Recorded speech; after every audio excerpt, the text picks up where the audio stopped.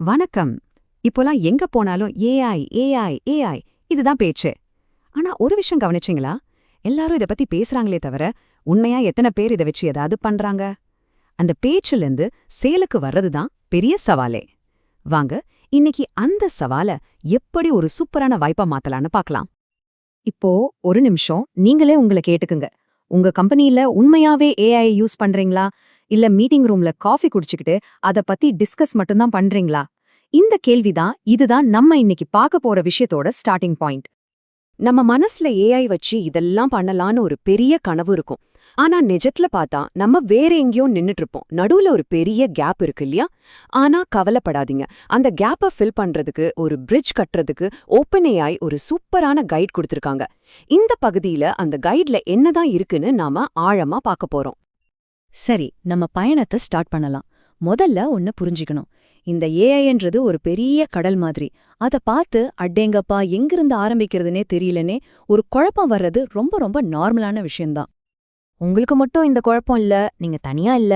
இதோ பாருங்க, இந்த சாட்டை பாத்தீங்கன்னா உங்களுக்கே புரியும். நிறைய கம்பெனிங்க எங்க ஸ்டார்ட் பண்றதுங்கிற முதல் கேள்வியிலேயே நின்னுடுறாங்க. ஏஐய சக்சஸ்ஃபுல்லா யூஸ் பண்றவங்க ரொம்ப கம்மி தான். சோ இது எல்லாருக்கும் இருக்கிற ஒரு காமன் ப்ராப்ளம் தான். இப்பதான் அசல் வேலையே ஆரம்பிக்குது. நம்ம பயணத்தோட முதல் ஸ்டெப் என்னன்னா, நம்ம கம்பெனிக்குள்ள ஏஐ எங்கெல்லாம் மேஜிக் பண்ண முடியும் கண்டுபிடிக்கிறது தான். நிஜமாவே இது ஒரு புதையல் வேட்டை மாதிரி தான். இதுக்கு ஓப்பன்ஏஐ ரெண்டே சிம்பிள் ஸ்டெப்ஸ் தான் சொல்றாங்க. ஒன்னு, பெருசா யோசிங்க. மார்க்கெட்டிங்ல இருந்து கஸ்டமர் சர்வீஸ் வரைக்கும் எல்லா டிபார்ட்மெண்ட்லயும் ஏஐ என்னெல்லாம் பண்ணலான்னு ஒரு லிஸ்ட் போடுங்க. ரெண்டாவது, இன்னும் கொஞ்சம் டீப்பா போய் டெய்லி வேலைகள்ல எது ரொம்ப டைம் எடுக்குது, எது ரொம்ப கடுப்பா இருக்குன்னு கண்டுபிடிங்க. அந்த பெயின் பாயிண்ட்ஸ் தான் நம்மளோட டார்கெட். இங்க ஒரு முக்கியமான விஷயம் இருக்கு. நாம ஏதோ பெரிய ரோபோட்ஸையோ டெர்மினேட்டரையோ பத்தி பேசல. ரொம்ப சிம்பிளான விஷயங்கள் தான். ரிப்பீட்டடா பண்ற டேட்டா என்ட்ரிய ஆட்டோமேட் பண்றது, இல்லனா ஒரு 10 பக்கம் இருக்கிற ரிப்போர்ட்டை 2 பேராகிராஃப்ல சுருக்கி கொடுக்கறது. இந்த மாதிரி சின்ன சின்ன விஷயங்கள் தான் முதல்ல பெரிய வித்தியாசத்தை உருவாக்கும். இந்த பாயிண்ட் நல்லா நோட் பண்ணிக்கோங்க. இந்த ஸ்டேஜ்ல ஒரே ஒரு பெர்ஃபெக்ட்டான ஐடியாவை தேடுறது நம்ம வேலையே இல்ல. நம்ம வேலை என்னன்னா, முடிஞ்ச அளவுக்கு ஐடியாக்களை அள்ளி வீசணும். 10, 100ன்னு எவ்வளவு முடியுமோ அவ்வளோ யோசிக்கணும். இங்க குவாலிட்டியை விட குவான்டிட்டி தான் முக்கியம். ஓகே, இப்போ உங்ககிட்ட ஒரு ஐடியா பேங்கே இருக்கு, ஒரு பெரிய லிஸ்ட். ஆனா இப்போதான் அடுத்த பெரிய கேள்வி வருது. இதுல எதை முதல்ல கையில எடுக்கிறது? அதை எப்படி செலக்ட் பண்றது? ரொம்ப சிம்பிள். ரெண்டு விஷயத்த வச்சுதான் முடிவு பண்ணணும். ஒன்னு, இம்பாக்ட். அதாவது இந்த ஐடியாவால நம்ம பிசினஸ்க்கு எவ்ளோ பெரிய லாபம் கிடைக்கும். 2, ஃபீசிபிலிட்டி. அதாவது இத இப்போ நம்மால செய்யறது எவ்ளோ ஈஸி. இந்த ரெண்டும் அதிகமா இருக்கிற ஐடியா தான் நமக்கு வேணும். இந்த டேபிள பாருங்க, ஒரு நல்ல உதாரணம் இருக்கு. இன்வாய்ஸை ஆட்டோமேட் பண்றதுன்னு ஒரு ஐடியா இருக்கு. அதோட இம்பாக்ட் ஒரு 3 பாயிண்ட்ஸ்னு வச்சுக்கலாம். ஆனா அதை செய்யறது ரொம்ப easy. So feasibility 5 points, total 8. இன்னொரு பக்கம் கஸ்டமர் எப்போ போவாங்கன்னு கணிக்கிறதுன்னு ஒரு ஐடியா. இதோட இம்பாக்ட் 5/5, ரொம்ப அதிகம். ஆனா அதை செய்யறது ரொம்ப கஷ்டம். ஸோ ஃபீசிபிலிட்டி வெறும் 2 தான். இப்போ பாருங்க, அதிக இம்பாக்ட் அதிக ஃபீசிபிலிட்டி இருக்கிற ஐடியா தான் நம்மளோட முதல் சாய்ஸ். இதுதான் விஷயமே. நம்மளோட முதல் ஏஐ ப்ராஜெக்ட் ஒரு குவிக் வின்னா இருக்கணும். அதாவது செய்யறதுக்கு ஈஸியா இருக்கணும், ஆனா அதோட ரிசல்ட் நல்லா தெரியணும். இந்த முதல் வெற்றி கிடைச்சிருச்சுன்னா போதும், உங்க டீமுக்கு ஒரு பயங்கரமான மோட்டிவேஷனும் கான்ஃபிடன்ஸும் வந்துரும். சூப்பர், உங்க முதல் ப்ராஜெக்ட் ரெடி. இப்போ இது அப்படியே ஃபுல்லா இம்ப்ளிமெண்ட் பண்ணிடலாமா?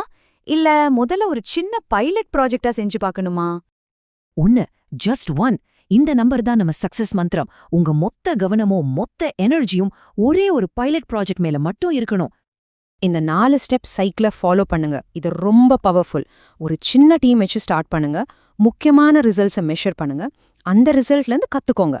அப்புறம் ரொம்ப முக்கியமா, ப்ராஜெக்ட் சக்சஸ் ஆனா மட்டும் அதை பெருசாக்குங்க.